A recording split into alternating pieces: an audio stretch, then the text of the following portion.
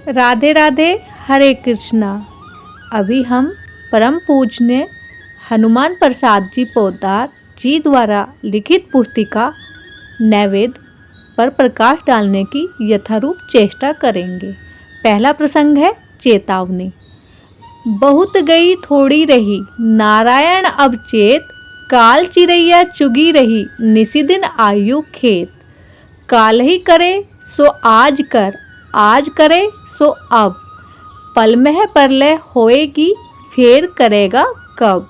राम नाम की लूट है, लूटी सके तो लूट, फिरी पाछे पछताएगा प्राण जाहिंगे छूट। तेरे भावे जो करो भलो बुरो संसार, नारायण तू बैठकर अपनो भवन बुहार। उम्र बीत रही है, रोज रोज हम मौत के नज़दीक पहुंच रहे हैं।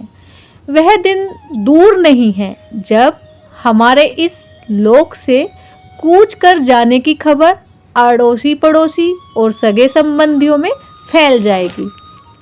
उस दिन सारा गुड़ गोबर हो जाएगा, सारी शान धूल में मिल जाएगी, सबसे नाता टूट जाएगा।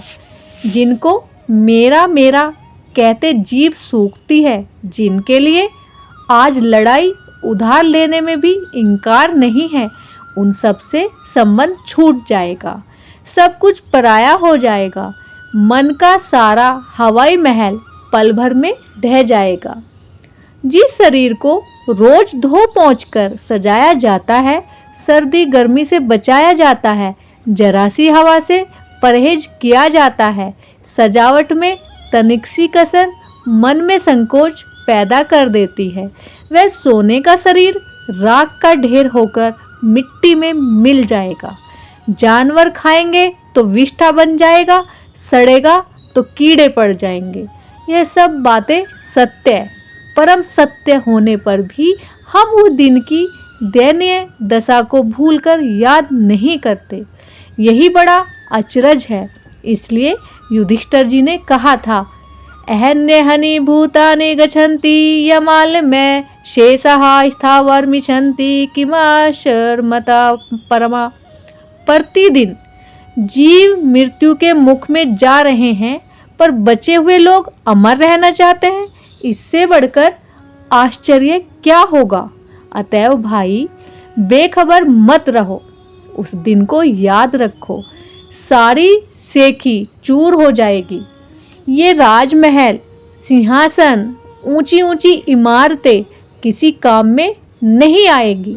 बड़े शौक से मकान बनाया था, सजावट में धन की नदी बहा दी, पर उस दिन उस प्यारे महल में 2 घड़ी के लिए भी इस देह को स्थान न मिलेगा। घर की सारी मालकी छिन में छिन जाएगी, सारी पद मर्यादा मटिया मेट हो जाएगी। इस जीवन में किसी की कुछ भलाई की होगी तो लोग अपने स्वार्थ के लिए 2-4 दिन तुम्हें याद करके रो लेंगे। सभाओं में शोक के प्रस्ताव पास कर रस्म पूरी कर दी जाएगी। दुख देकर मरोगे तो लोग तुम्हारी लाश पर थूकेंगे। वश में चलेगा तो नाम पर तो चुपचाप जरूर ही थूकेंगे। बस इस शरीर का इतना सा नाता यहाँ रह जाएगा। अभी कोई भगवान का नाम लेने को कहता है तो कोई जवाब दिया जाता है, मरने की भी फुर्सत नहीं, काम से वक्त ही नहीं मिलता। पर याद रखो, उस दिन अपने आप फुर्सत मिल जाएगी, कोई बहाना बचेगा ही नहीं, सारी उछल कूद मिट जाएगी। तब पछताओगे, रोओगे, पर फिर पछताए का बने जब चिड़िया चुग गई खेत। मनुष्य जीवन जो भगवान को प्राप्त करने का एकमात्र साधन है, उसे तो यूं ही खो दिया। अब बस रो, तुम्हारी गलत फहमी, यह नतीजा ठीक ही तो है। पर अब भी चेतो, विद्या, बुद्धि, वाण, धन, मान, पद का अभिमान छोड़कर सरलता से परमात्मा की शरण लो। भगवान की शरण के सामने ये सभी कुछ तुच्छ है, नगण्य है। विद्या बुद्धि के अभिमान में रहोगे, फल क्या होगा? तर्क वितर्क करोगे, हार गए तो रोओगे, पश्चाताप होगा, जीत गए तो अभिमान बढ़ेगा, अपने सामने दूसरे को मूर्ख समझोगे। हम शिक्षित हैं इसी अभिमान से, तो आज हमारे मनन बड़े बड़े पुरखाओं की मूर्खता की उपाधि प्रदान करती है। इस बुद्धि के अभिमान ने श्रद्धा का नाश, सत्यानाश कर दिया है। आज परमेश्वर भी कसौटी पर कसे जाने लगे हैं। जो बात हमारे तुच्छ तर्क से कभी सिद्ध नहीं होती, उसे हम किसी के भी कहने पर कभी भी मानने को तैयार नहीं। इसी दुर्अभिमान ने सशास्त्र और संतों के अनुभव सिद्ध वचनों में तुच्छ भाव पैदा कर दिया। हम उन्हें कवि की कल्पना मात्र समझने लगे। धन के अभिमान ने तो हमें गरीब भाइयों से, अपने ही जैसे हाथ पैर वाले भाइयों से सर्वथा अलग कर दिया। ऊंची जाति के घमंड ने मनुष्यों में परस्पर घृणा उत्पन्न कर एक दूसरे को वैरी बना दिया।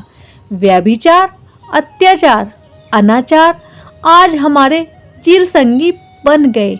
बड़े से बड़े पुरुष आज हमारी तुली नपी अक्ल के सामने परीक्षा में फेल हो गए। पद मर्यादा की तो बात ही निराली है।